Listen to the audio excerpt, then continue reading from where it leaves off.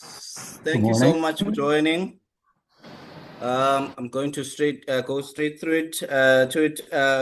Joe is speaking to us today. Noero Architects was established in 1984 in Joburg, South Africa, which is Joe's practice. He has combined a career of teaching and practice since that time. He was Ruth and Norman Moore Professor of Architecture at Washington University in St. Louis from 1995 to 2001, and a professor and director of School of Architecture and Planning at UCT from 2000 to 2005, and retired in 2015 as an emeritus professor. Noero's architectural work has been widely published and exhibited. He was elected as an International Fellow of RIBA 2010, Honorary Fellow at AIA 2015, and was awarded Gold Medal for Architecture by the South African Institute of Architects in 2010. Joe, over to you. Thank you very, very much, and thank you to everyone for inviting me to give this talk. It's a strange sense of almost like coming home in a way. You know, Durban has part of my long distant past, but it's still very much part of how I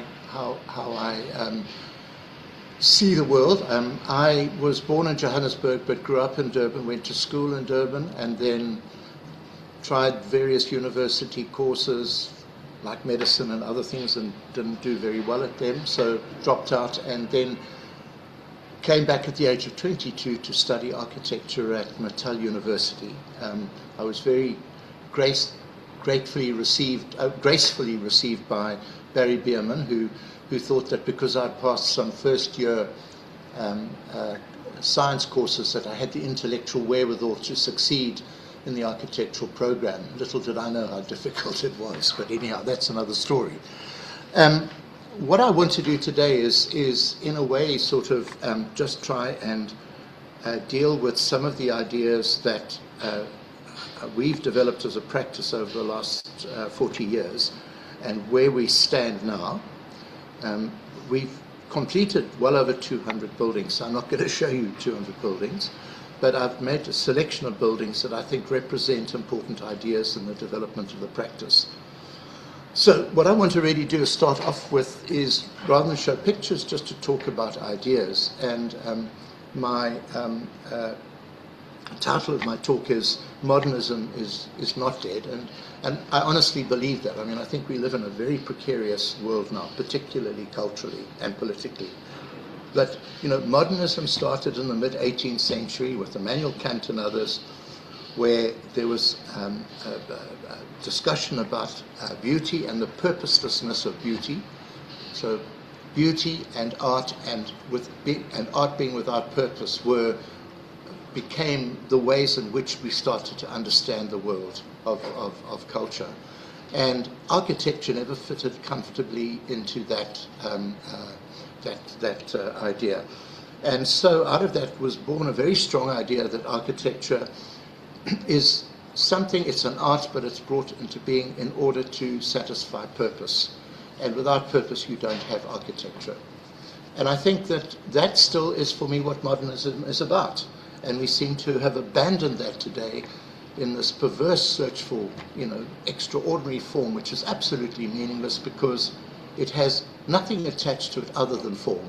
And there's no purposefulness about it at all. There's no search to try and find meaning in why a museum has to be a museum, and in what ways do we represent the idea of museum. So I'm just inundated every day. In fact, I don't look at it any longer with these nauseating array of images of, you know, cultural centers, opera houses, all kinds of things that, you know, get chucked around the world, including in South Africa. We're not immune from it by any means. And so I'm really trying to say very strongly that modernism is not dead, and we need to recover the things that we've lost. The other issue that is very important for me is I've got here, you know, AI is a pernicious influence in our lives. I don't call it artificial intelligence. I call it A1, actually, mainly because it's not intelligent. It's just big data collection. That's all. And it's shaped by programmers and computer scientists who sit in Google or wherever they are. And I can't believe that we've given over to this big data collection system the right to think for ourselves. And for me, that's a real danger. So in my practice, A1 is not in any way tolerated, not at all. And I think we have to fight against it, because if we don't, I think architecture will become a completely different thing. And when that happens, we'll lose the potential that modernism has to make a really good, important impact in our lives. The way in which we practice is that we practice in very simple ways. So as I was saying to you before, architecture is a practical art. As a practical art, it's brought into being in order to satisfy purpose. And the satisfaction of purpose carries within it, and I think this is really important, both an ethical and a poetic dimension. So when we talk about architecture being purposeful, the idea is that it's brought into being in order to satisfy a social purpose that carries within it some kind of social good. If it doesn't do that, then it's not ethical. And in this regard, I've used the definition of ethics given by Ludwig Wittgenstein, who is a very interesting Austrian Jew who worked in Vienna in the 1930s and actually practiced as an architect. He designed a house for his sister, which is a very beautiful house, and worked with Adolf Lewis, and then gave up architecture because he said it was more difficult than philosophy. And he became a world-famous philosopher who then moved to Cambridge in England and wrote numerous treatises on language and the philosophy of language. But what Wittgenstein said was that ethics is the inquiry into what is valuable or into what is important, into the meaning of life, into what makes life worth living, the right way of living. And I think that's really what we should be striving for as architects, that we bring buildings into being in order to satisfy purpose. That purpose carries with it an ethical dimension, and that ethical dimension should be directed towards making life worth living, the right way of living. Now, we can have an argument about what that constitutes. We don't even have that at the moment. It's completely absent from any discussions we have as architects, and that for me is the great sadness. So that guides to a large measure what we do. The other question has to do with poetics and beauty. And it's in this regard that I agree with Pancho Geddes when he asked for, the freedom to be given to artists and sculptors and poets, the freedom to make form. But where I disagree with Pancho is that, we face the same issues that are faced by artists, sculptors, and others when making a work. However, this does create a tension which is felt only in architecture, and that whilst the architect acts on the work as an artist, the work of the architect is shaped by a set of needs that do not belong to the architect. And that's really important to me, that someone comes along, they pay us a huge amount of money to make a work of architecture.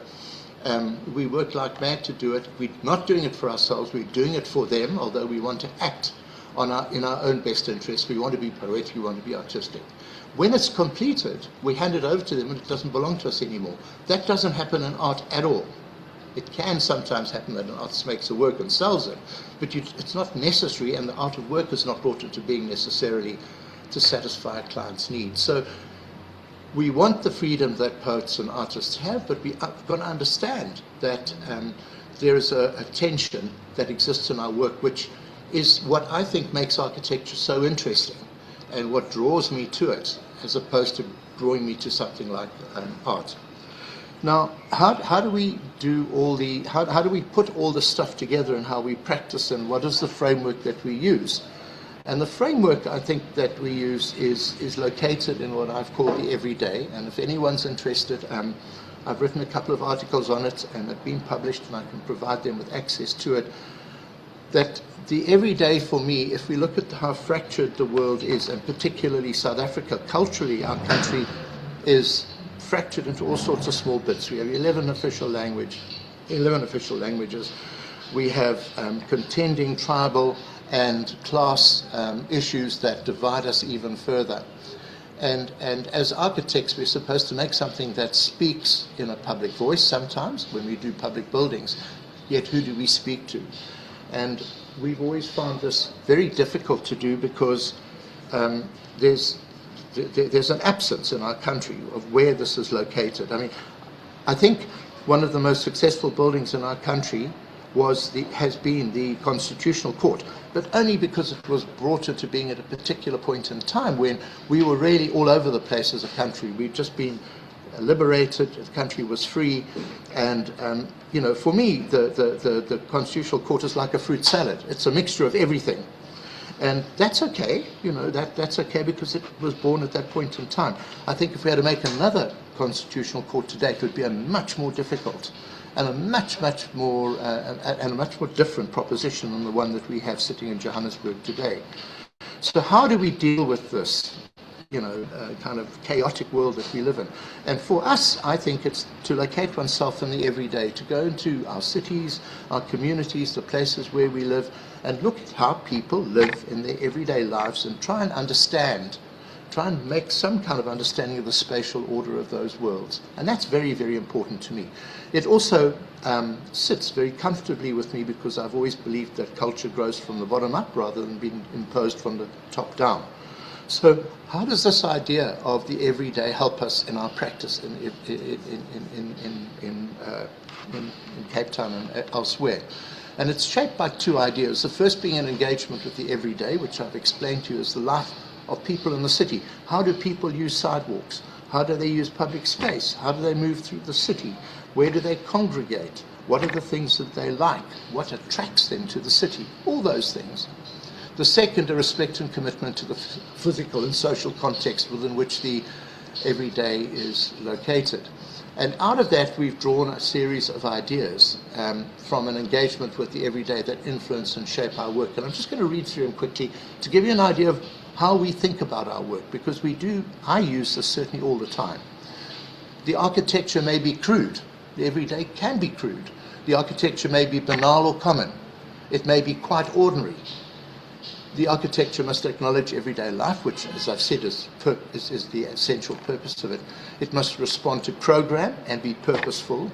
It must be capable of adjustment and adaptation over time. And this is fundamental, and I'll talk about it a little bit later.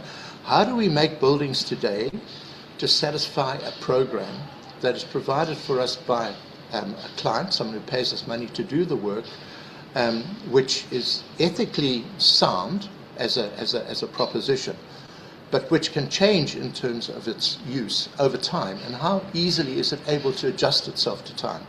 The early naive functionalists of the modern movement in Germany and in France were so extreme in their functionalism that the buildings they made could only be used for that purpose and nothing else, which didn't get us anywhere. Aldo Rossi's rather argued from the other way around, where he says that his examination of history has shown him that those buildings which are most able to adjust to different uses over time are those buildings which are marked by an extreme precision of geometric form, which is what I believe as well. So there's a discussion to be had there, and I think we need to look at it.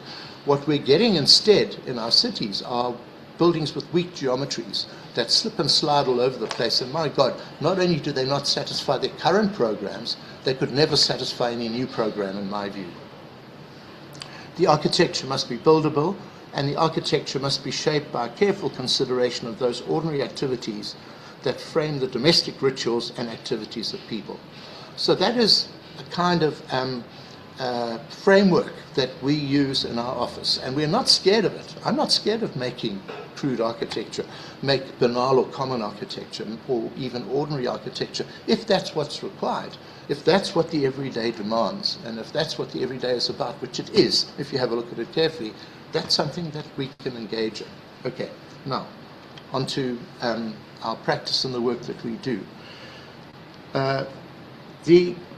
This is our office in Cape Town.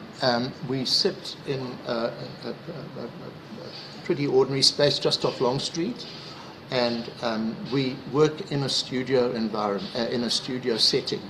There's no glass enclosed conference room. Neither is there partner's office or a senior partner's office or anything. There are 4 or 5 of us. 5 of us at the moment, one person of whom is on a maternity leave, but that's usually the limit that we feel comfortable working with. I've just made Vandro Schwalbach, who's a Mozambican South African who's worked with me for 15, 20 years, a partner in the practice, so we're now called Noero Schwalbach. But that's the size of what we are, and it's a chaotic space. It doesn't pretend to be an ordered space. For me, it's like the everyday. It's full of models and drawings and people and talking on phones and discussions, and it's a hubbub, and I like that. So let me go back then to work that we've done over time and go back to probably one of the first buildings we did I did in Johannesburg, which is St. Paul's Church in Jabavu, White City. And then I'm going to move forward to another church that we've just recently finished in Somerset West, and just show you how, in a sense, our practice and understanding of architecture has grown during that period. Now, the St. Paul's Church was commissioned by Desmond Tutu when he was the Bishop of Johannesburg. I met him through a friend, and again, one of life's fortune, life does shine upon us in terms of its fortune. When I met him, he'd just received news that the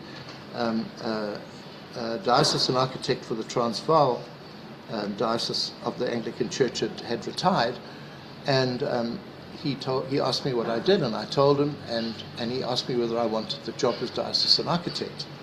And I said to him, look, I'm a white boy, I'm a Marxist-Leninist, which I was in those days, although I've dropped that craziness now, and I'm not an Anglican. And he said to me with a big laugh, you're the ideal person for the job. And that's how I got the job as diocesan architect. Fantastic. And I did it for 15 years, and it was the most wonderful creative period of my life. And thank you to Desmond Tutu for having created that opportunity for me. He must have seen something in me. I'm not quite sure what it was, but it worked out wonderfully. And I did about 40, 50 churches and little rectories and all kinds of things during that period of time. This was the first one I did, and the site in which it's located is in the center of Soweto, in White City, Jabavu, and it was built on a community center that was sponsored by the German government after the 76 student riots. And Hector Peterson, who was the young man who was immortalized in the famous photograph of the dead student being carried after the riots, his family worshipped at this church, and he was buried here, and he died very close to where St. Paul's is located. So the community centre was designed by another architect in Johannesburg, David Glennie, and I had nothing to do with it, but I was asked to design the church. And the red line indicates the old St. Paul's Church, and the new church sits on top of it. That was considered to be really important because of the historic importance of Hector Peterson, the family, and the role that St. Paul's had played in the struggle in Soweto. But we chose to make a circular church because my sense of the service that was usually played out in this church was that it was didactic. It was full of theatre. And David Nkwe, who was the Archdeacon of Soweto at that time, was very keen to have a centralized altar which would be bathed in light, and in which people would be brought as close to him as possible.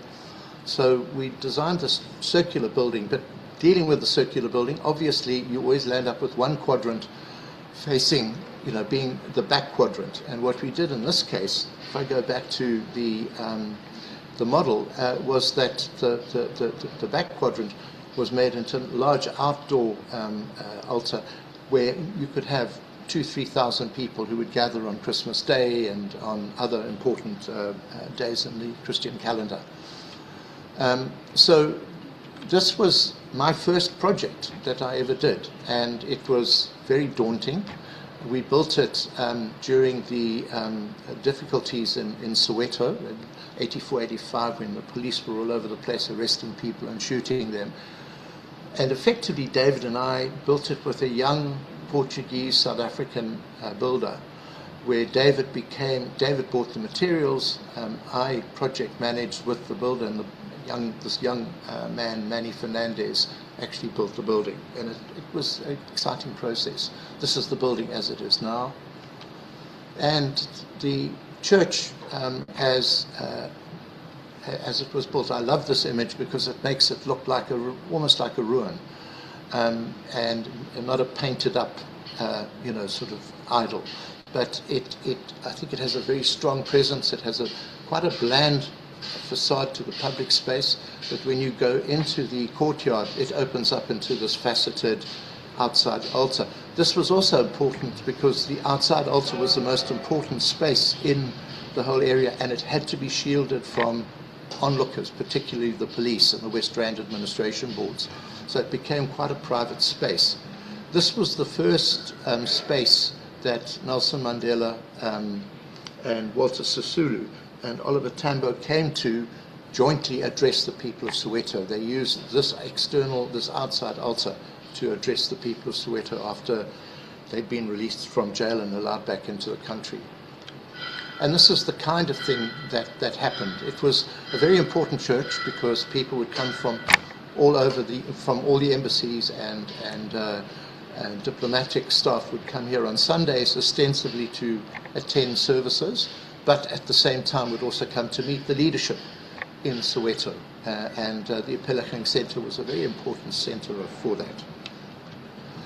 In the internal spaces were just very mysterious, quite different from the next church I'll show you, but this is what David wanted. He wanted a space that was in shadow with shafts of light and the main light coming through the space above the altar space. And this I put in just because I thought it would warm some Durban hearts, but the UIA did an international issue on South African architecture, and who should be on the front cover but three Durban architects, Hans Allen Landsmith and myself, although I was the junior in this, and it was the first building I'd ever done that got published. So the next church I did was Christ Church in Somerset West, and it's a very interesting church because Gavin Millard, who is the priest at this church, studied architecture, and I taught him at Wits in the late 80s, and he was a superb student, one of the best students I've ever come across. And about 3 years into practice, he decided to give up architecture and become a priest. And he came to see me, and we had a long conversation about it, and I told him that if he felt so strongly committed to this idea, then that's what he should do. But I advised him that he couldn't be both an architect and a priest because that was not possible. That they were two very demanding jobs. So he became a priest, and then about 20 years later, even a little bit later than that, he rang me up one day in Cape Town and said he'd arrived in Cape Town. He'd taken over a church in Cape Town at Christ Church in Somerset West, and he'd like to talk to me about doing a church, which was quite amazing. And then he said to me, and I remember the church that you showed us, the students that you did at Wits, that you did in Ipelageng, at the Ipelageng Centre in Jabavu, Wine City, St. Paul's. I'd love to have another church that was also a circular church. So I said, great, this is fantastic. So we had to wait a couple of years for them to raise the money to build a church, and this is what we've built. What is interesting about it, and this goes again back to the everyday, the green building, green roof building on the one side is the old church that Gavin inherited, but it was too small for him to accommodate his congregations, which was almost double what the church had been designed for. But it was in a typical suburban setting, a really dreck suburban setting. You've got townhouses in front. The main road is on the seaside. In front of the church is a shopping centre with a big spa, a hairdresser, etc., etc. And the shopping area, the parking area that the church uses on Sundays and for other important days is a parking area shared by the vehicles that use the shopping centre. So our job was to try and find a way of being able to build a church in this very unpromising environment, this very everyday environment that we confront all the time in our cities. And what we really did was we said we're going to make a building, we're going to make a center which doesn't turn its back on it. We have a permeable wall that you can look through to see what's going on, but that the entrance to the church is going to be like a typical church in any city. It's going to be a hole in the wall. People park outside, they go through the hole in the wall, they rise up a ramp and come into a courtyard, and then they're in the church space itself. And it's worked very well. And I think that this was tackling what I would say would be the condition of the everyday head-on. So what we added was a circular church with sitting within what was effectively a square that was cut, the backside was cut off. We shifted the altar to the east side of the church. We took a long row of classrooms and service areas that acted like a hook to connect it to the existing church and made a courtyard in between. And for me, the courtyard in between is probably the most successful part of the church. As you can see, there's a breeze block wall that wraps all the way around, and you enter through a hole in the wall with a big sliding door, and then you go up a ramp to a high level and enter the courtyard, and from that move into the church itself. Gavin, having been trained as an architect, made life very difficult for me, which was good because it really challenged us. But he wanted us to look at a church that would also be very flexible. And the idea with the church was that we'd have a circular drum, which would be lit with light, natural light, and that there would be a kind of rectangle that swept around it on three sides, which would be a much lowered space and much darker space, and that would be used to accommodate overflow and so on from the church. The actual position of the church on the site and the church as it is now. The section through the church, and as you can see, we took the drum right the way through the large outer drum. We had a square idicule, if you want to call it that rose above the drum, which is not dissimilar to what we did at St. Paul's.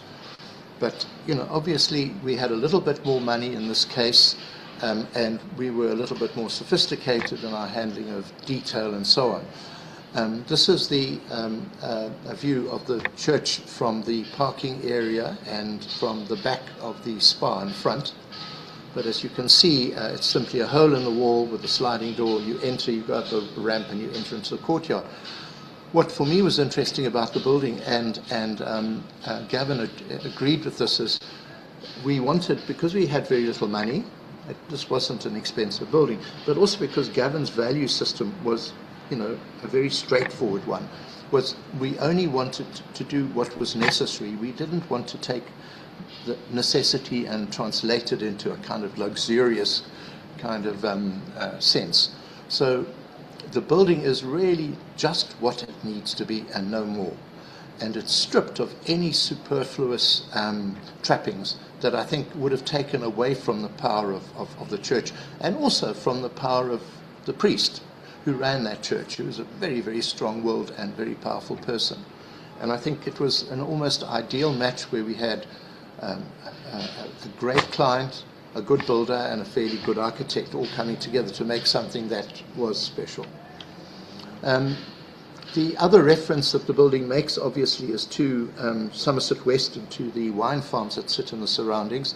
And for any of you who are here, like Ivor and others, remember Barry Bierman, his famous book, Roy Vane in South Africa, where he speaks about the idea of architecture and landscape, and then the way in which wine is made and the buildings that wine is made from, all forming part of one single cohesive cultural whole.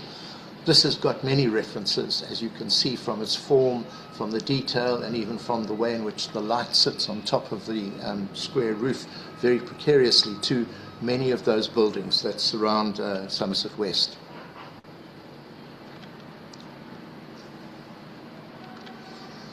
And the main entrance to, not the church, but to the courtyard, where people gather. They get picked up by cars or they walk to their cars. But what you can see is we've made a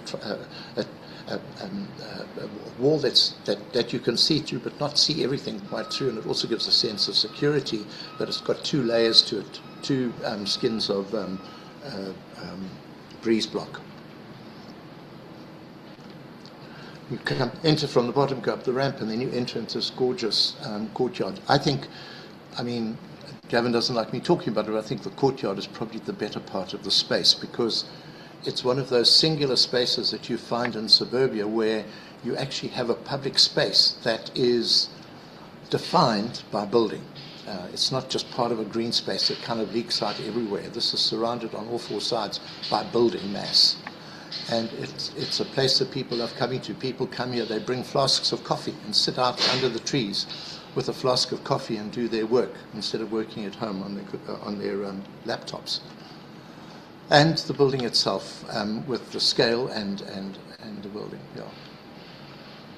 And then the inside of the building, which, again, very different from what we did for David, is that this cylinder is topped by a square, which is supported on its own columnar structure. It's got 4 columns that support it separate from the wall. And then it's got the traditional cross, which is the Christian cross, the original Christian cross, which brings light down into the space. One of the difficulties we had with this space was how to deal with the acoustics.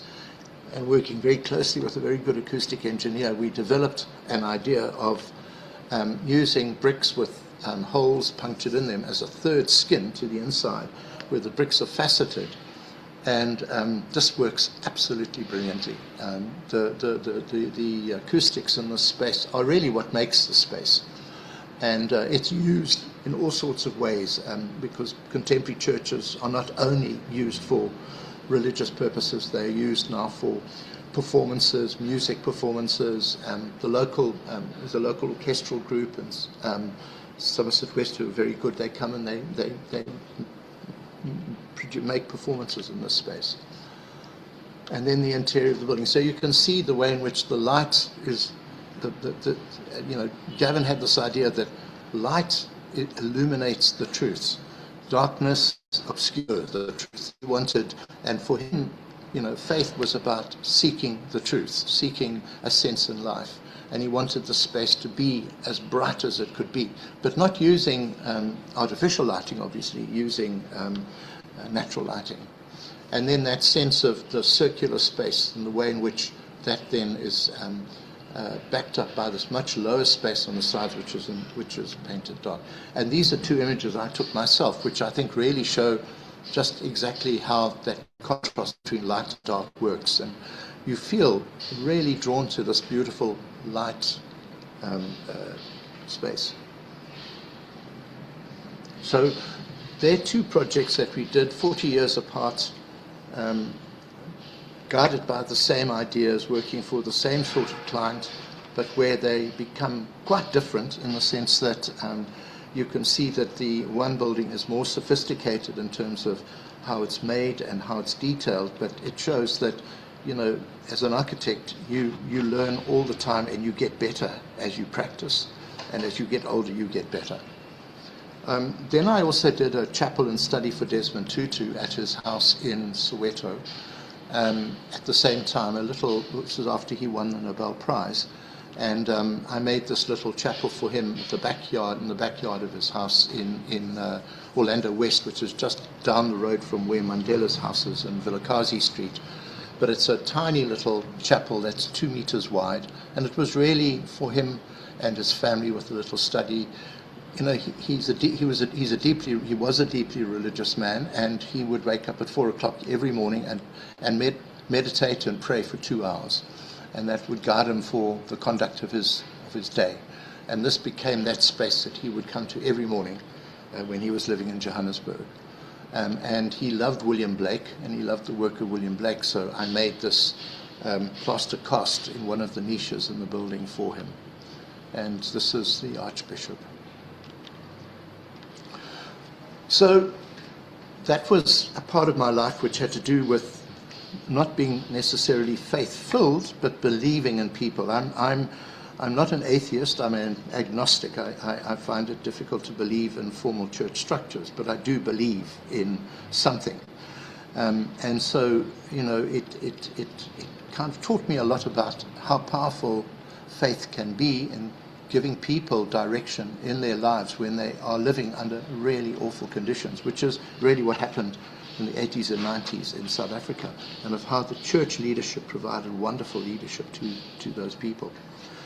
These are 4 museums we've recently completed, and I'm going to go through them quite quickly. The first one is the Relocation Museum of the People's Struggle. It was won in competition in 1998. I was living in America at the time. I entered the competition from America, and I worked with a young graduate student at Washington University called Amit Patel, and we did the drawings together. Heinrich Wolf, who was an architect working in my office, he was looking after my office in Johannesburg at the time whilst I was teaching in America. He entered also a competition entry, so Noero Architects put in 2 entries. One was done by me in America, the other one was done by Heinrich in Johannesburg. The one I did in America was the one that got built and won first prize. The one that Heinrich did got 4th prize. It was a wonderful opportunity to look at, and maybe this is the naivety of South Africa at the time, of saying we want to transform Port Elizabeth by building a new cultural centre in what was essentially a really run-down part of the city, Red Location, this is what it looked like. And the idea was that Red Location had this wonderful history. George Pemba, the famous artist, a number of struggle people had lived here, including Govan and Becky. It had a very good history. And the idea was to transform it and make it into this new cultural centre, and to get people to move from other parts of the city who'd never been to New Brighton to come there and to experience it and to create a place where people could meet and so on. What we were interested in, and this is where I want to come back to with the everyday, was 2 things. The first one was how do you represent the past in a museum?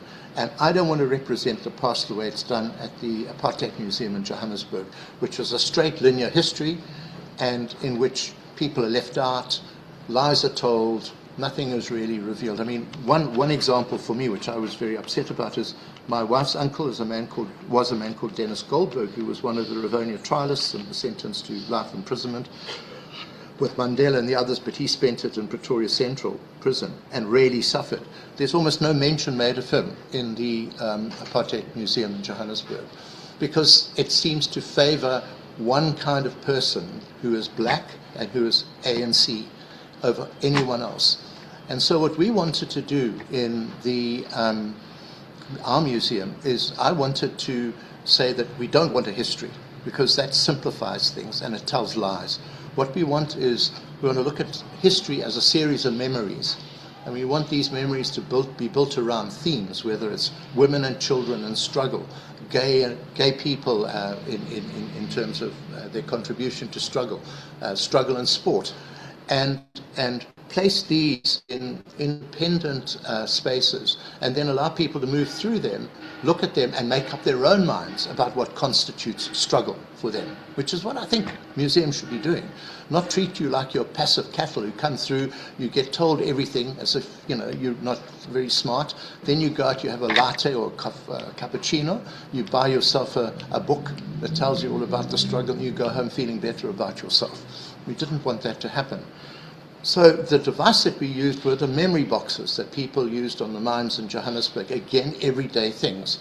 What miners would do is they'd have these boxes in which would be contained all the personal belongings that they had from their rural families and rural settlements, to give them comfort and succor during the time that they were away from their families and working on the mines. And these were very treasured things. They really were. And you could go to the Mai market at that time and buy highly decorated memory boxes. So we thought we'd use the memory box idea and organize the museum around these ideas. Then the other thing was that, again, an everyday idea. This is located New Brighton, adjacent to the motor assembly plants and all the factories that make the components for the motor industry in Port Elizabeth. The battle for the freedom of South Africa was fought by the trade unions on the shop floor in Port Elizabeth. And if you want to read about it, read a book written by Rory Reardon, where he talks about Port Elizabeth being the Stalingrad of the 1980s in South Africa.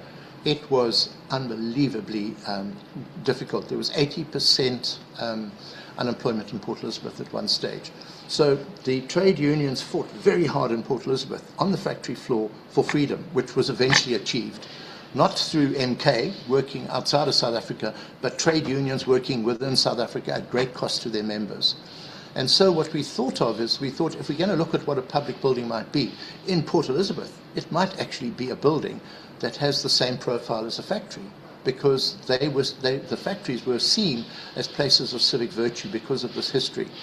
So that was the other idea that we developed from the everyday, which was to use the sawtooth roof of the factory as a way in which we would, as a way in which we would enclose space.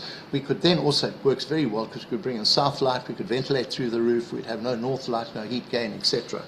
And so those were the sort of simple ideas that we worked with in being able to get the museum going.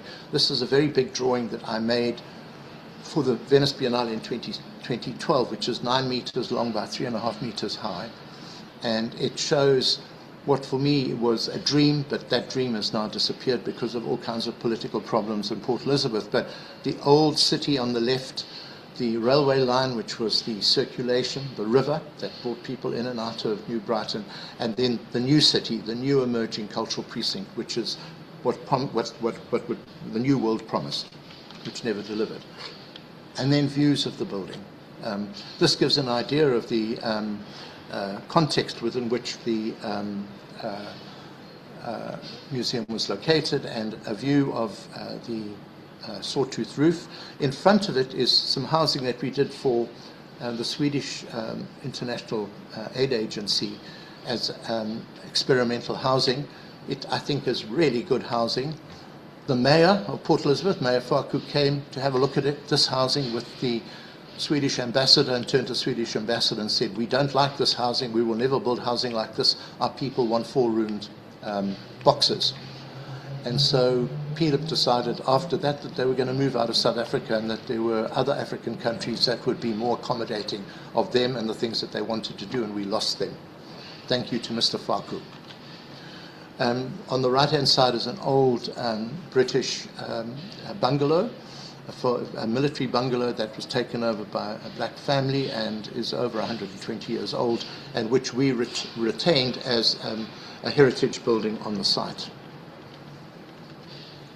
And this is a drawing that I made which really looked at exploring what those memory boxes could be. It's 12 meters tall by 6 meters by 6 meters, and each one of them contains a different story around themes of struggle.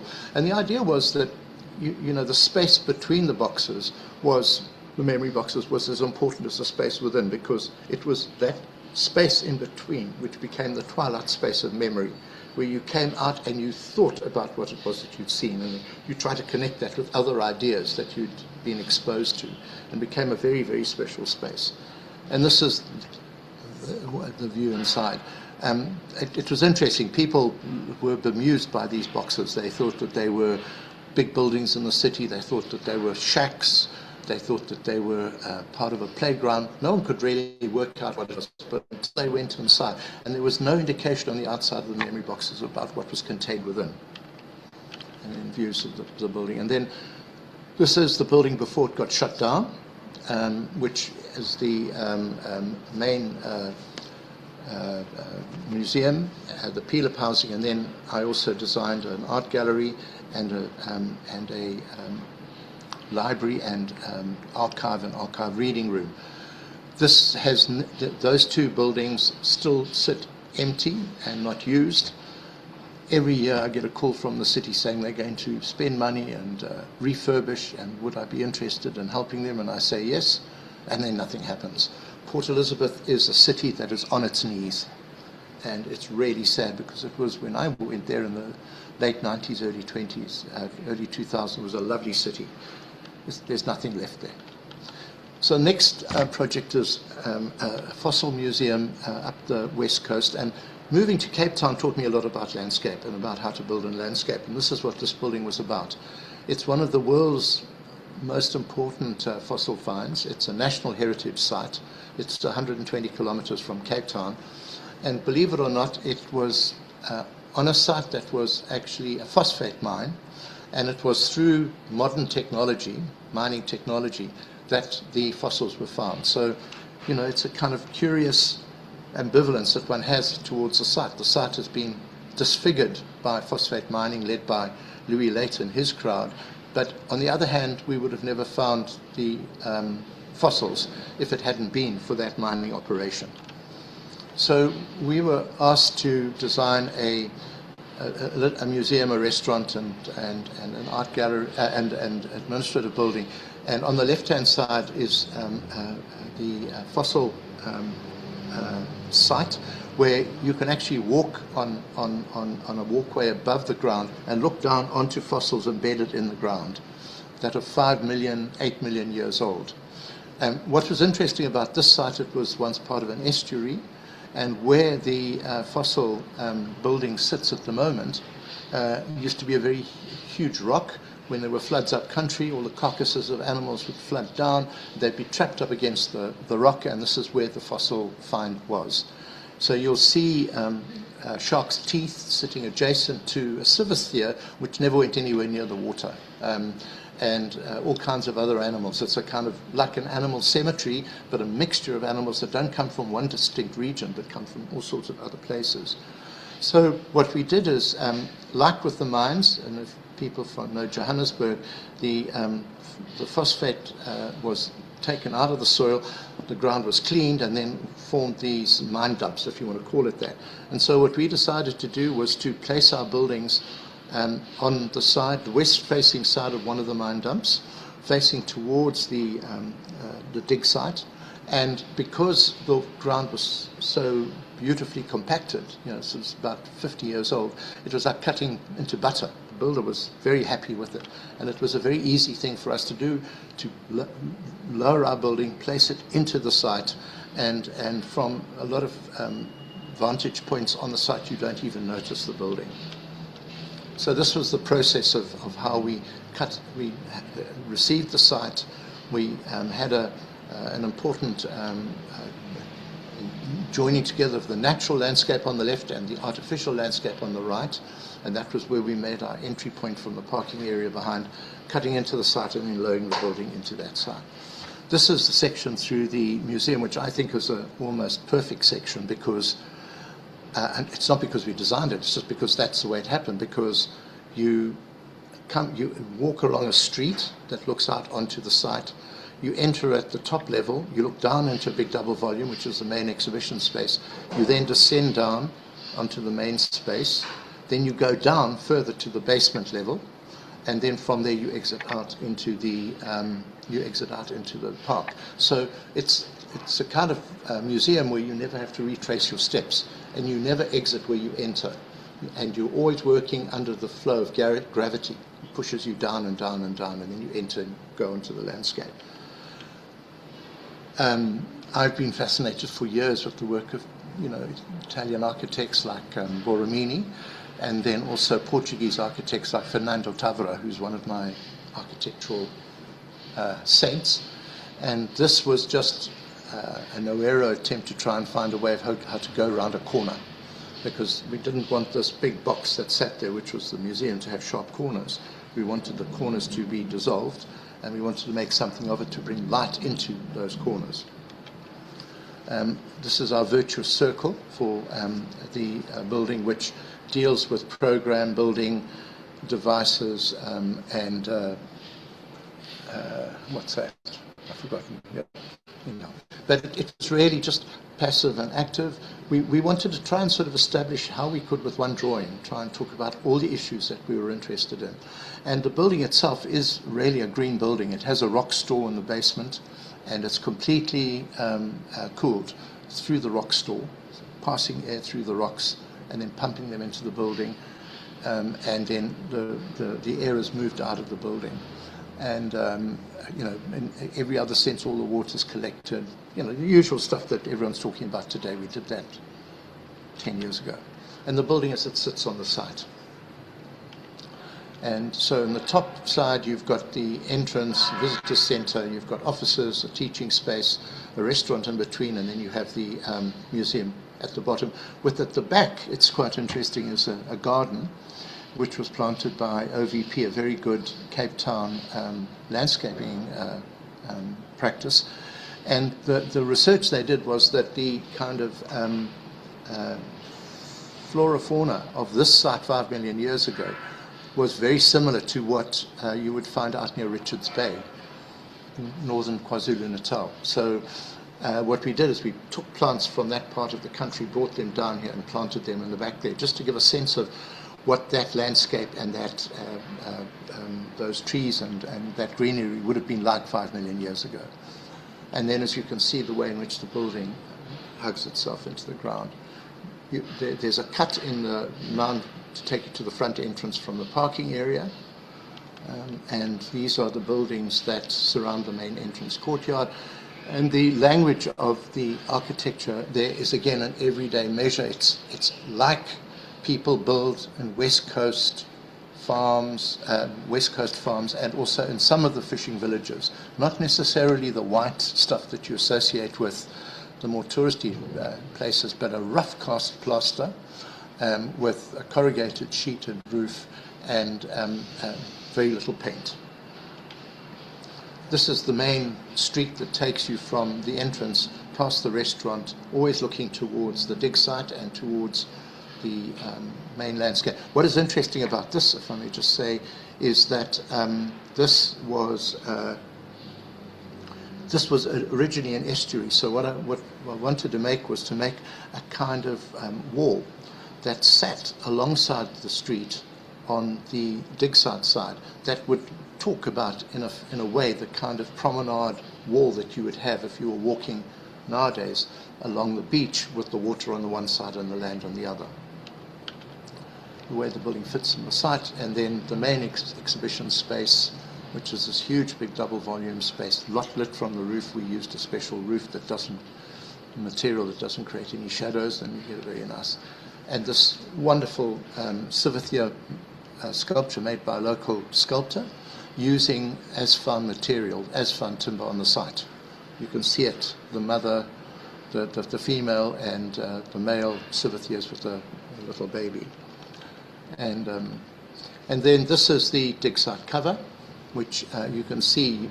These are the 5 million year old fossils on the site that you look down onto. They haven't been taken out and put into a glass cage or anything. They sit there on the site. You can look at them as they would have been there for 5 million years. We designed this dig site cover with a rock store and everything, but we ran out of money. We're still hoping that we'll get money one day to complete it. The next museum is for a man called Dennis Goldberg. He's in the bottom left-hand corner here, with Nelson Mandela above him, and then next to Nelson Mandela, Walter Sisulu. Dennis was arrested with a couple of other whites during the Rivonia raids, but the others escaped. Dennis didn't, and he was sentenced to life imprisonment in Pretoria Central, where he stayed for 23 years. 17 years in solitary confinement, and all that time he spent on, I believe it was on death row. So he was really badly treated.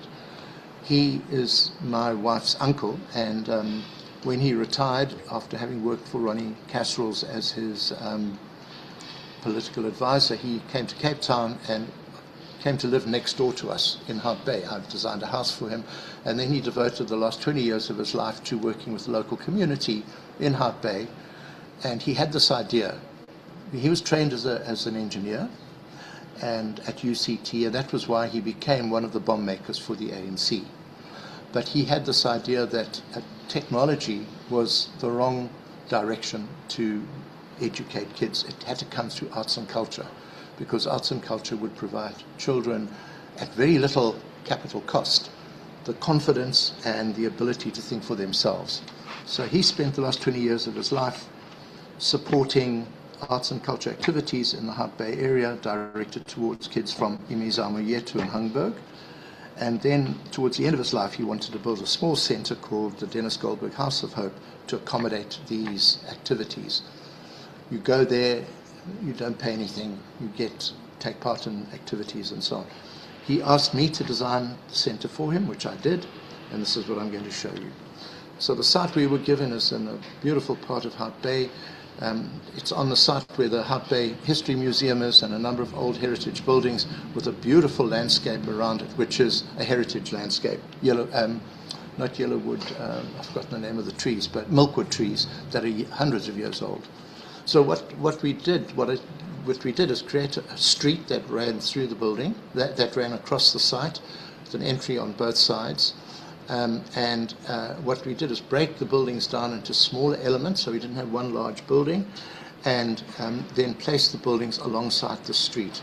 And that was done for one reason, and that was Dennis wanted open space. And he hated the idea of corridors with cells on either side. So the idea here was that if you went from one building to another, you'd always have to go outside to go inside again. You're always connected back to the site. And this is the layout of the building that we did. Also was interesting was that sort of strange lozenge-shaped space in the middle is the main space, and Dennis wanted that to be a social condenser, which comes from the Russian constructivists, where they tried to take public buildings and take away all the barriers that exist to separate one activity from another. So everything happens in the same space.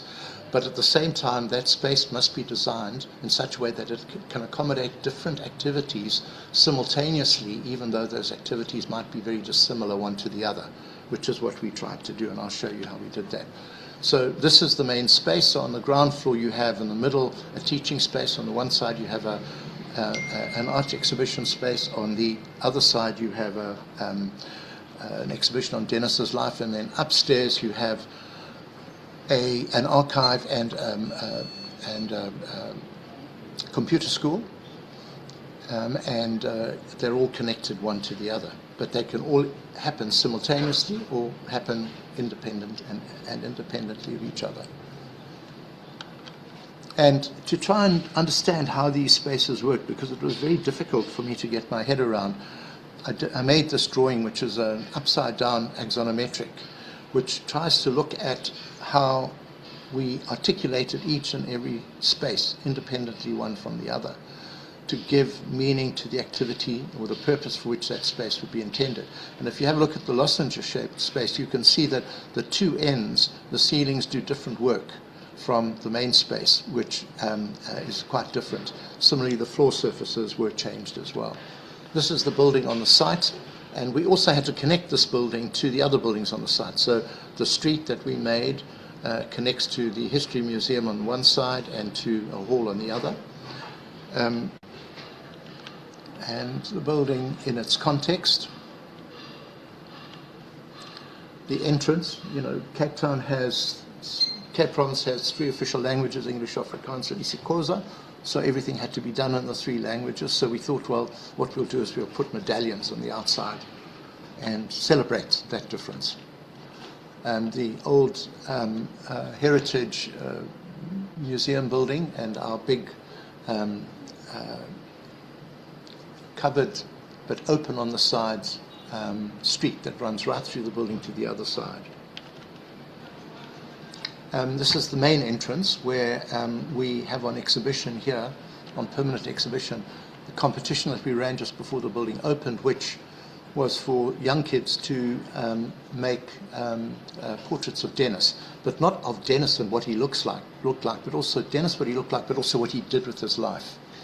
And they did the most beautiful things. I mean, these are 6 to 10-year-old kids, and the quality of art amongst them is phenomenal. And some of them don't even do art at school. They do art as an extracurricular activity.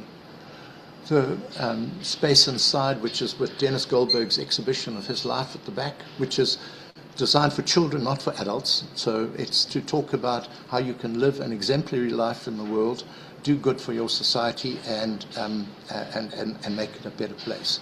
With the computer school at the top, and the shape of that space at the top is the. I made a reference deliberately with this because of the angled sides to ships, to fishing boats, because Hout Bay is a fishing harbour. And the idea was to make some reference on the inside of the space to what happens in the everyday life of the community in terms of how they make a living. And then a view from the inside of the space to the art gallery and then towards the entrance. And then the space upstairs where the computer center is. And on the right-hand side over here is a small tuck shop where kids come and get milk in the morning after school and sandwiches, and then come in and take part in activities. But you can see here that we went to huge trouble to try and separate our buildings from the concrete canopy. And we did that. It was quite difficult to do, but I wanted them, the concrete canopy to not become integrated into the other buildings. And then the main space, and then how the building is used. And I mean, this is what makes me so excited about the building, is if you look at it, the kids, you know, they take over the space. They've got a teaching space, but, you know, if they want to, these are kids learning how to draw some of the images on the wall. They go and they sit around, they take over spaces, and even on the outside where you get the sheltered, covered space, but it's outside, kids love it. And that's where they retreat to. So it's, again, kind of trying to get a building to, I don't know, you know, shape itself around everyday use, and where kids can find a space for themselves on their own terms. The next building, I'm going to go quickly now. I'm not sure what the time is. But, you're still okay, Joe? Am I okay? Okay. Yeah, it's still okay, yeah. All right. The next building is a heritage centre that we just recently completed at River Club in Cape Town. It's a very controversial site development. It's where the new Amazon building has been constructed. It was an important site for the First Nations people in the Cape, you know, before the colonialists arrived. It then became believe it or not, a golf course, which, you know, what, you know, we colonialists tend to do. But in order for it to survive as a golf course, they had to canalize the river, which sits on the right-hand side of this drawing, to prevent it from being periodically flooded over the winter, because this was part of a floodplain. So the rights to develop the site were given to a bunch of developers from Johannesburg and Cape Town, but with certain attachments connected. They had to make reference to the First Nations people on the site. They had to build a small centre for the First Nations people. They had to try and establish a landscape that would refer back to the kind of landscape occupied by the First Nations at the time, and they'd have to restore the ecology of the river and get rid of the canal, which they undertook to do at great cost to themselves, one must admit. And we were brought in to work on the First Nations part of it. I had originally a whole lot of reservations about doing the job, and then I met Chief Zenzile Khoisan, who's the leader of the particular tribe that have authority over this part of the city, and he said to me, look, you can be critical of, you know, participating in this project, but if we don't do it, no one's going to do it. We've been marginalized by the current ANC government. They've done nothing for us. Our languages are forgotten.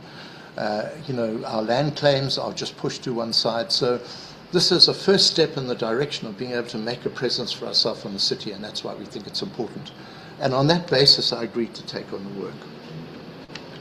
So there was a very good landscape company that practice that we worked with.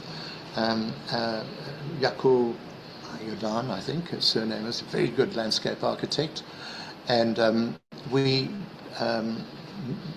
made this into part of the floodplain. So in wintertime, this whole green space gets flooded.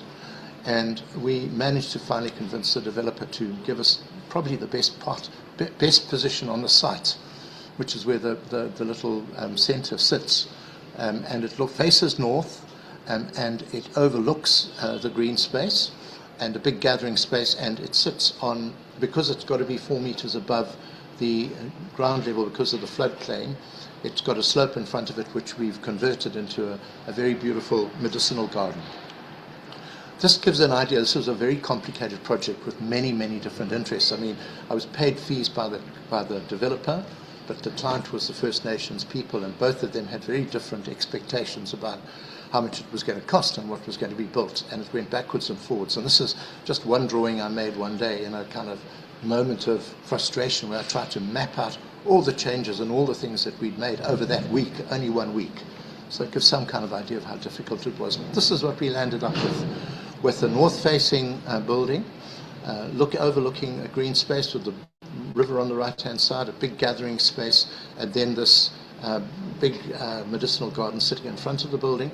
And then, because it was a small building, it was 500 square meters, we wanted to give it a presence, and the way I thought we could do that, which Chief Zenzeli understood immediately because he'd lived in Mexico for a number of years and was aware of the mural work of people like Diego Rivera and other people, we wanted to make a gigantic big wall mural, which would be 30 meters long by 10 meters high, that would face onto that green space and would try and tell in some way the history of the First Nations people in this part of the Cape. And, you know, on the other side you've got this gargantuan monster, which is where the Amazon building is. These were some drawings that I made to try and understand how we would be able to make the mural wall. So you've got a mural wall behind it. On the one side you've got a mural, on the other side you've got this double-storied bar with two curved ends, which is where all the administrative spaces, kitchens, etc. are. And then the space in between is the exhibition space. These are some views of it. We went through a whole process of working out what to put onto that mural wall, and some ideas were presented by a professor who's a First Nations person from Stellenbosch University,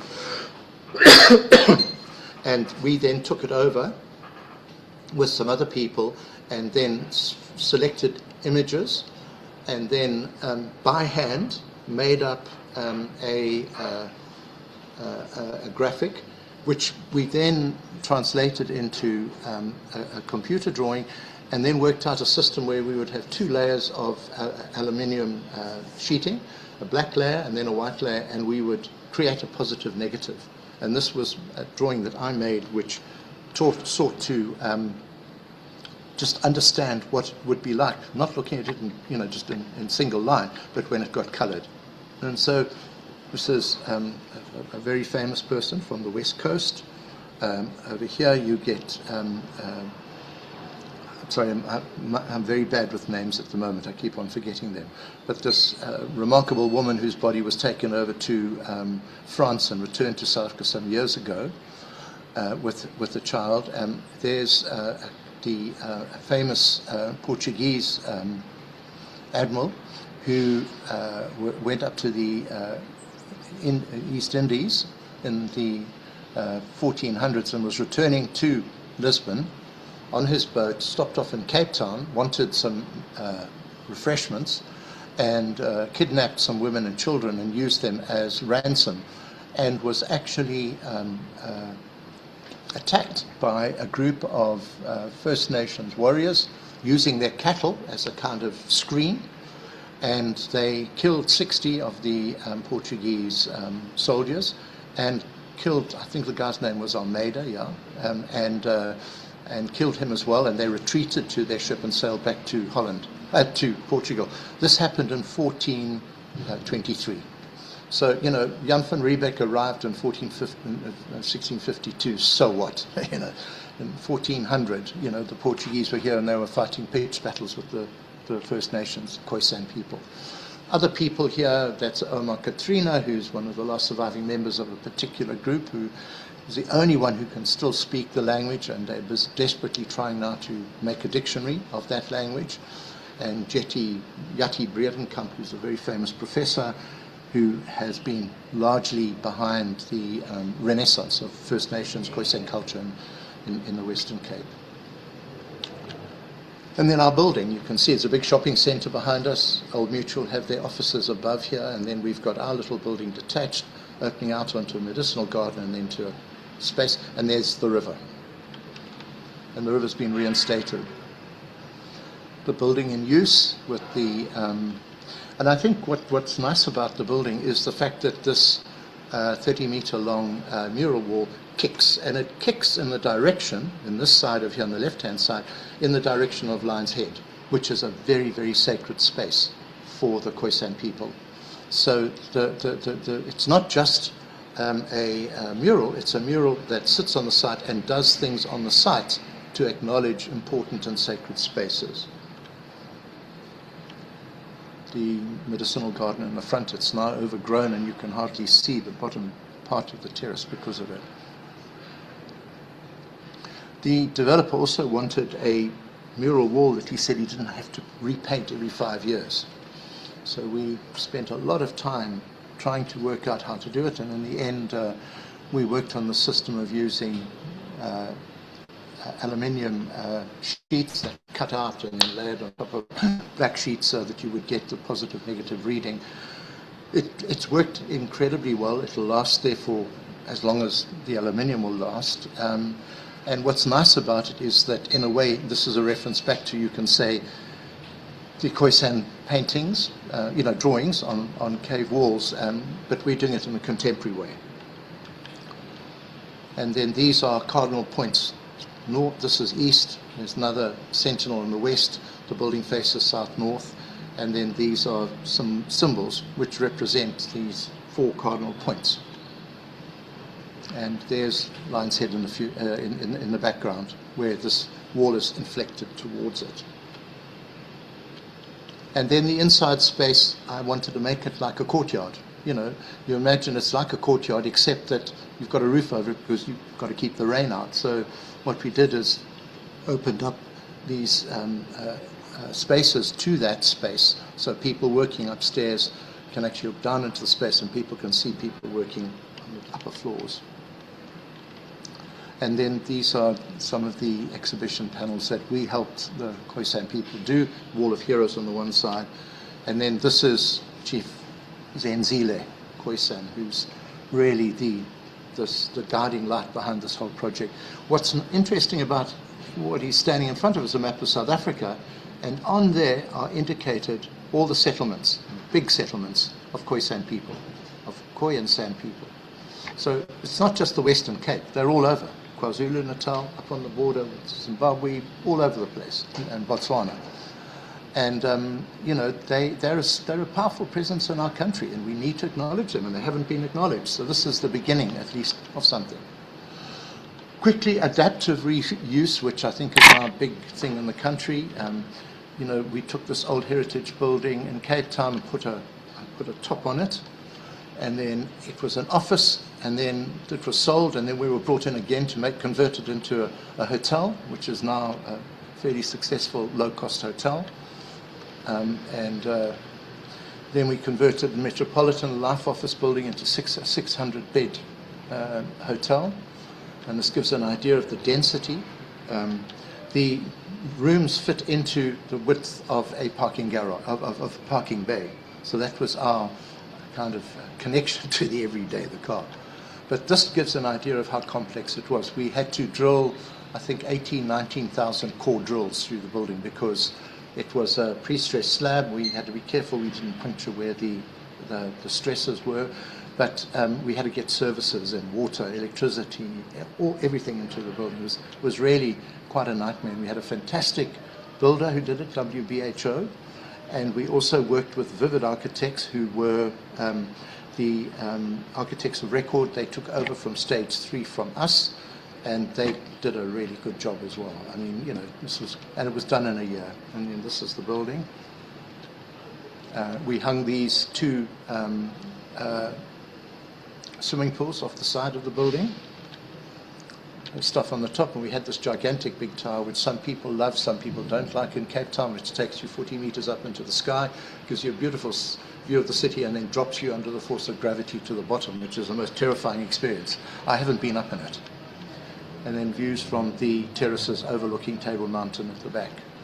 And then our client, who's from Johannesburg, said that South Africa is about gold and diamonds. So he said, let's bring some gold to Cape Town because it's a very poor city in his terms. So he got container loads of very cheap gold mosaics from China, and we planted them everywhere. But this is a fantasy world, and you know, again, a lot of my colleagues said to me, "Oh, Joe, how can you do this kind of stuff? My gosh, it's not like the kind of..." And I think, no, that's nonsense. This is every day. People come here, they love it. People come here to have selfies made in the lobby. This is the lift lobby on the ground floor. People come here to have their selfies taken, and I think that's great. I don't have a problem with that. We've just completed some new offices for the Swiss government, new consulate offices for the Swiss government, working with a fantastic practice in Zurich called Lutschens Padermann, and it's a small little office. What we did is we had to recycle everything, including all the old room partitions from the old office and the glass partitions. So the strange layout of this office that you can see here has to do with fitting those existing elements that we took from the old offices and had to reuse here. I mean, they're very, very serious about adaptation, reuse, and so on. But this is the office that we made. It's in the big glass building at the bottom end of Buitenkroeg Street. And it's a kind of really special place with these wonderful hand-painted striped partitions, which I think for me represent the sobriety of the Swiss businessman on his way to work in his pinstriped suit. And then I just wanted to show you quickly, I'm going to just do it now. Yeah, I'm going to stop now. This is a house that we did about adaptive reuse. It's a house that I did many years ago, 1989, 1990, in Alexandra Township. And it's a steel framed house with an infill panel, 75 millimeters. And we did it for a doctor, a friend of mine, Teresa Nkumalo, who then fell in love with someone in Zimbabwe and went to live up in Harare and left the house behind in Alexandra Township, which is on the East Bank, which is where we built it. And it's a house that is a split level. You drop down, you go down to living room, dining room, kitchen, and then 2 bedrooms above.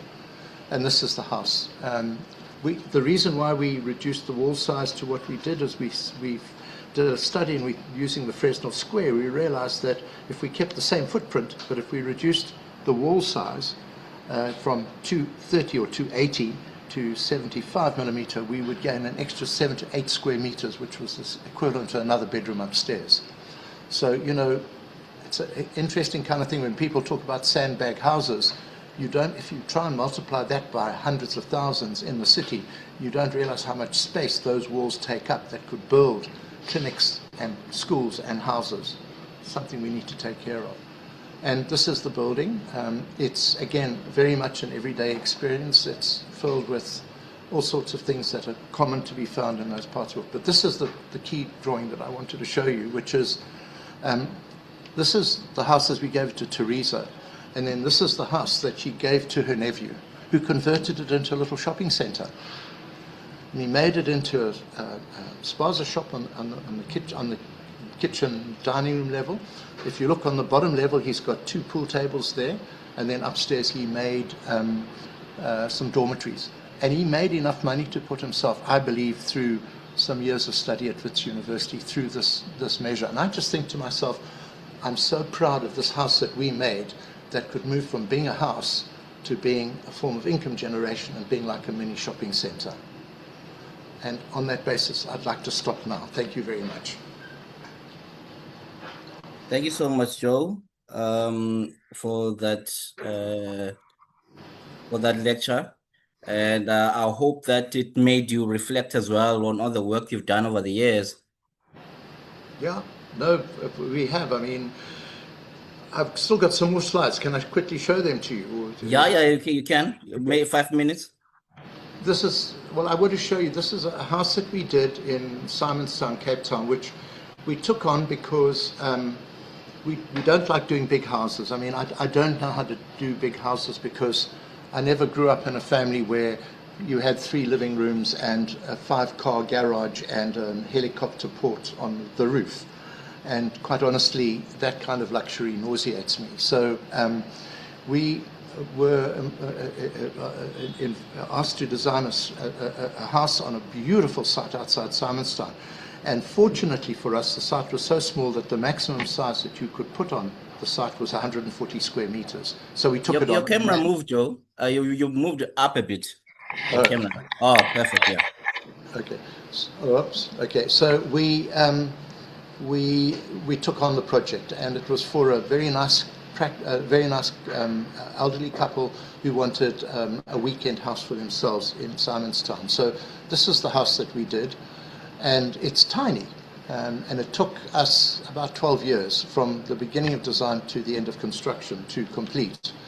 But this is the house that has these two big wings at the back, are there to support the 6 meter by 3 meter glass roof that can roll right back. So when the southeaster wind blows, which is where the building faces, you close everything down, you retreat to the inside of the house, and you have a view of the mountain behind. But I want to show this to you because it's a remarkable house built by a remarkably good builder in Cape Town. It's in white concrete, inside and outside. And what Jen, the woman who was our client, wanted is she wanted the house to be invisible on the inside.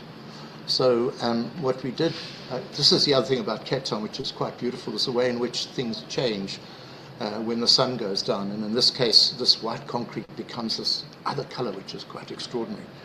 But this shows you how the glass roof works. But this is the inside of the building, and I kind of really think it's quite exceptional. It's all white concrete, and it's such a soft and beautiful place on the inside. And then with this extraordinary view of the sea, where the sea is literally in front of you. But I want to use this house to just make another thing. I'll just quickly go here. Sorry. I always believe I can talk quicker than I can. But this is what I really wanted to show you, which for me is, again, I don't know whether it's an ethical issue, but it's a moral quandary that one has, that little house that I showed you in Castle Rock, the cost of that house would be equivalent to building 100 of the little houses that we built in Red Location, and 1,000 of our table houses, which I didn't have a chance to show you that, and 1,000 table houses for 1,000 families that we proposed for an area of Philippines. So we live in this kind of very strange world where we have these incredibly expensive houses being built, where there's no housing shortage. People don't need houses. They've got more than enough space that they need. And then we have another world where the vast majority of people have got no money and they've got no space at all. And when we try and bring the two worlds together, we discover just how sharp those differences are and how deep that inequality is. And I can see nothing that our government at the moment is doing that's working towards trying to deal with those issues. Thank you. I'm finished. Thank you so much, Joe. I think it was worth just giving you all the time to just complete the presentation, because I think it was absolutely amazing. Thanks again. Colleagues, if you'd like to ask a question or if you have a comment, please share.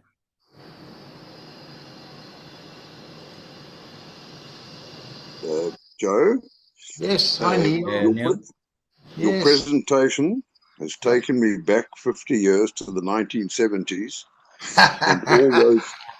and all those pin-ups on the crit boards with Hans Holland and Barry Bierman and Peter Stewart. Yeah. My comment is, your black and white drawings are an exact a replica of what we used to see 50 years ago, and it's unbelievable to see that you've done this work and those drawings have been translated into some of the most amazing buildings I've ever seen. That's my comment. Thank you. Thank you, Neil. Neil, can I just explain to you how that happens? Because, and again, it's something that I believe in strongly, that I don't use computers, but we use Revit in our office. We've been using Revit for 25 years, if you can believe it. We're one of the first Cape Town offices to ever use it. But I've always believed intrinsically in this idea that the hand is not just an appendage to the body, it's an instrument. And it connects, the hand connects the pen and the pencil to our brain and to our hearts. And that is completely missing in the computer. So I work in the office where I do drawings by hand, and I always work with an architect who's working on Revit. And from day one, I'm working in pencil or in pen, fine line, and the architect is working building a 3D model. And that's how we work on all projects, and we develop them jointly. And I think, you know, it's something that we've all got to claim back for ourselves as architects. It's not about making beautiful drawings. I showed you that one drawing we did for Red Location, where I'd scribbled over it with an engineer to try and work out how we would fit the structure onto it. But it's the act of drawing that is so fundamentally important to architecture. So what the computer's done is it's taken us away from that and given us a bloody mouse that was designed by some engineer somewhere, and then it's given us a program that we use, like with Revit and other programs, where we don't have scale. We just have one scale, full scale. And suddenly we're all at sea. So we make these ghastly big buildings that have got no scale, that have got no form to them, and mean nothing to us really. And that's our future. And I can't believe that we're just sitting back passively as architects and not doing anything about it. Thank you, Neil. Ivor, did you want to say something? Want to have mic off? Yeah, Joe, I really enjoyed your talk, and I really find the contextual reference and the simplicity of detail, which then talks to the spirit of the buildings that you're doing, and I really enjoyed it very much. Thank you very much for sharing it with us, Joe. Thank you, Ivor. Can I just make a comment? Joe, please would you write down that description you've just had of the pencil being the exponent of the link between the hand and the brain, because it's something that is such an important thing. And as you may well know, as a project damager, I've sort of got into the realm of herding cats, and it never ceases to amaze me that as soon as the architects do a freehand drawing, people understand. Yeah, absolutely. Axonometrics and whatever, they just are lifeless. Do it as freehand perspective or a section, not even a perspective, a section. It gives life and meaning, and you understand what they're talking about. So thanks very much. Great presentation. Please give us that little summary. Skura will make a note, and I'm sure that Monique will circulate it on our WhatsApp group. Thanks so much. I've got an essay that I've just written on it, precisely that, and I'll send it to you, Mike. I'll send it to you through Skura and through Kiara. Okay, great. Yeah, that's great. Thanks. Chinendam, then Richard. Sorry if I'm pronouncing your name wrong.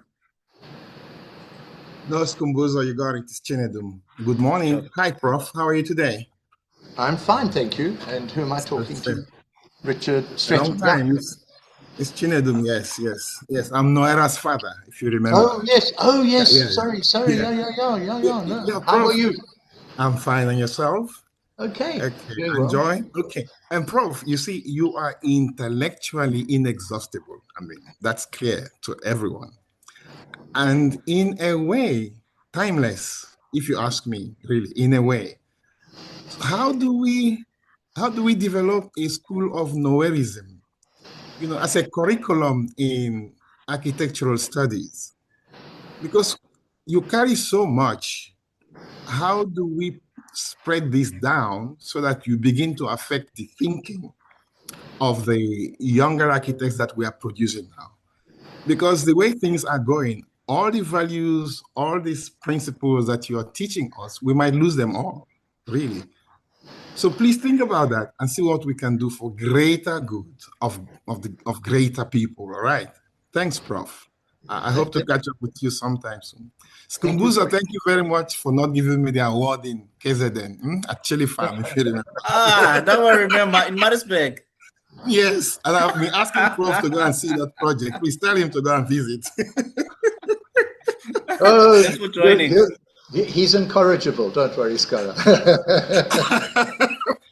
Thank you, Prof. Thanks a lot. Okay, yeah. I yield the floor. Can I say something? I can pass it on to Kieran, to Scholar. Is Ian Lowe, who is a professor, an emeritus professor from UCT, and probably one of the smartest people I know in architecture anyway, wrote a book, an extended essay that was published last year, which looked at 40 years of the work of Noero architects. Now, I think what's more important about the book than about the work that he talks about is the ideas that Ian develops in the extended essay that have to deal with how it is that we can start to rethink how we operate as architects, how we work in the world of architecture, and how we educate young people. And I would recommend anyone who's interested in those kinds of issues to get hold of the book. And it's called Living in Architecture. And what I can do is give the information to Kiara at the end of this talk, and you can contact me or Ian or whoever at the book lounge, not the book lounge, the bookshop in Long Street, and you can get a copy of it. But it's, I think, probably the best considered piece of writing on architecture that I've come across in South Africa for a very long time. Thank you, Joe. I did see Ian actually log in earlier. Yeah. Mr. Stratton?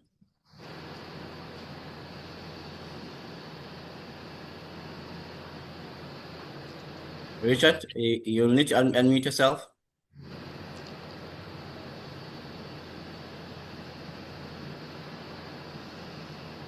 Can you hear me? Yeah, can hear you. Thanks, Prof. Thanks, Skora. Thanks, Joe. Ever since you failed me at the end of second year for my design exam, I've been incredibly inspired by your work. Don't worry, I passed in the end and got there. And we've done some okay work as a practice over the years. But there's a book by Richard Sennett called The Craftsman. He's a philosopher who studied under Lena Arendt, and he writes that book is entirely dedicated to the hand and the mind connection. He speaks about the way you draw a contour of a site over and over and over again, and the understanding of the contour. And I can see that in your platform work. And I also don't use a computer. I also just draw and draw and draw and draw and draw. And it is the only way I can understand. But where it really reflects, and what I wanted to say is, the cross sections of your buildings are fantastic.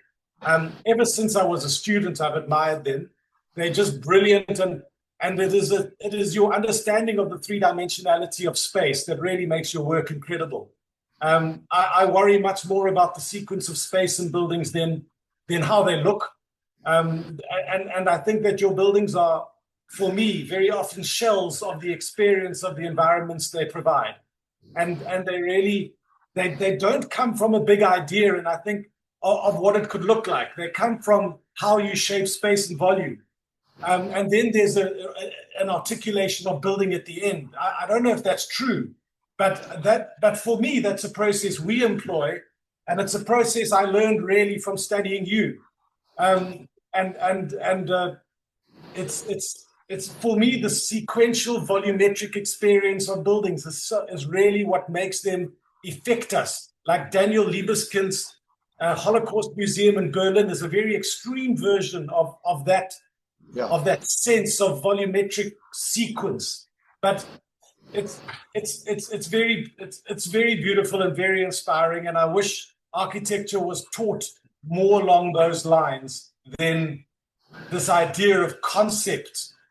And building, which I just think is utter bullshit. I have no idea what concept is at the start of a project.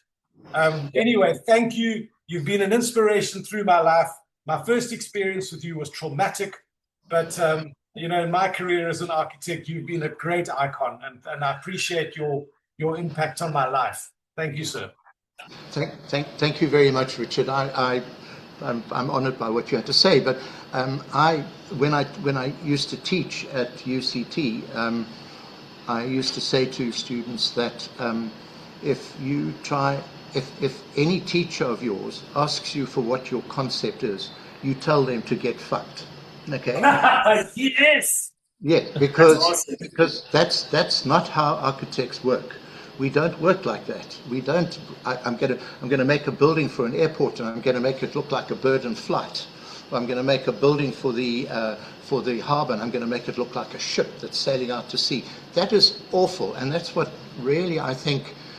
It's that idea of losing purpose entirely and doing what architects love doing, which is to pretend to be dealing with purpose, but actually giving purpose form and form only. It's the same thing as like Le Corbusier, when he said, I want to make a house like a machine to live in. None of his houses were machines. They looked like machines. That was all he's interested in. It was an aesthetic ideal.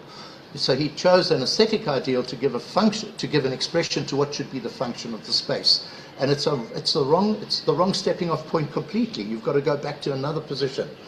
And I think but look, it's a long, hard battle, and those of us who believe in this must work until the last day we have, when we can still draw, and just keep on trying to convince other people about how to do this thing the way we think it should be done.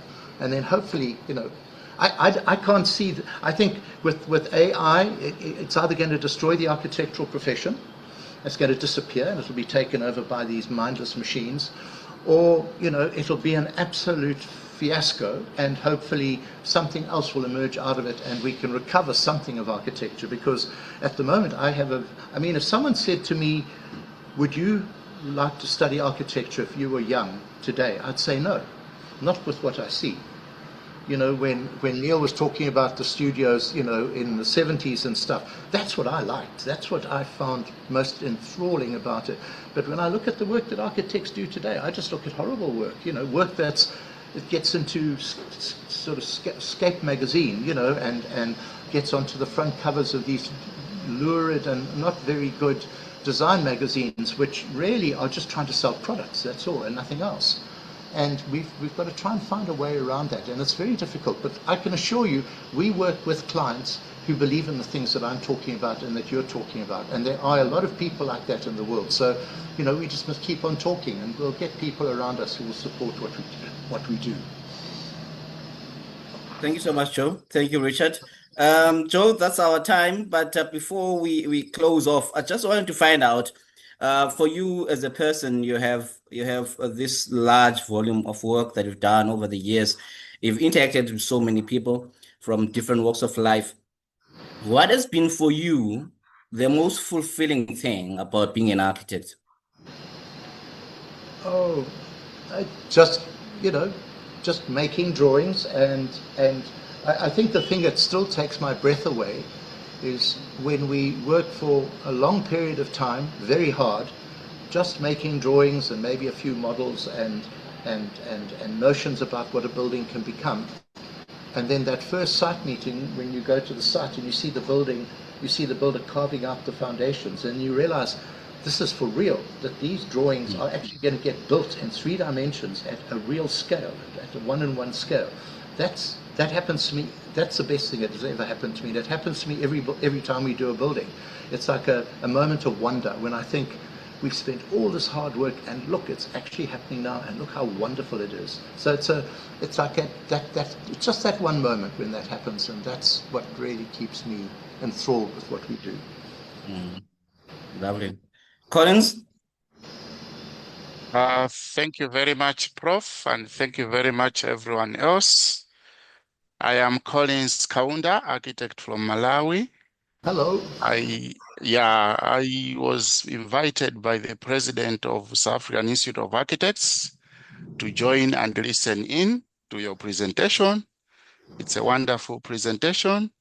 Not to prolong the meeting, all I wanted to say is, Prof, at the Africa Union of Architects, where I represent as the vice president for Southern Region, we are more than wonderful to see what you have done.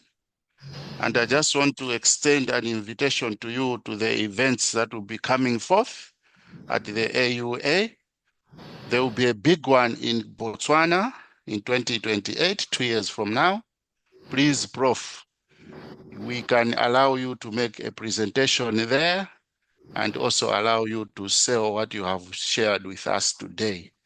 So there will be a lot of activities that the Africa Union of Architects are doing, not only in the southern region, because we've got 5 regions, but even in the other regions. If you are free and we have sent you an invitation, please come and join us.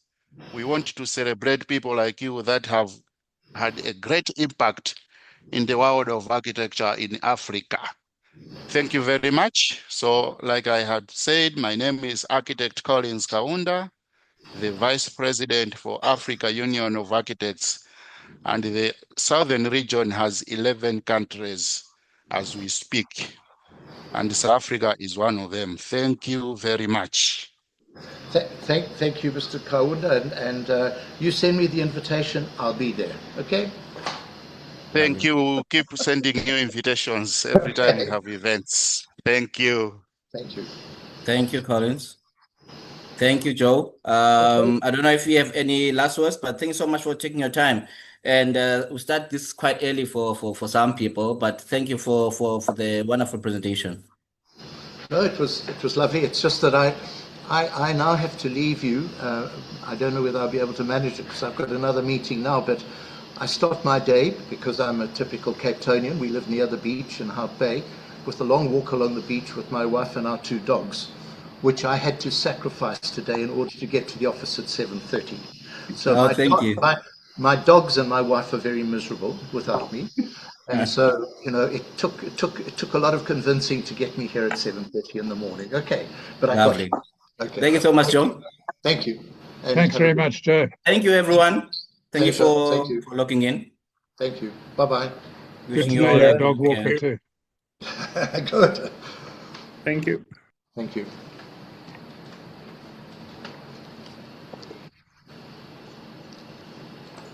Was that okay?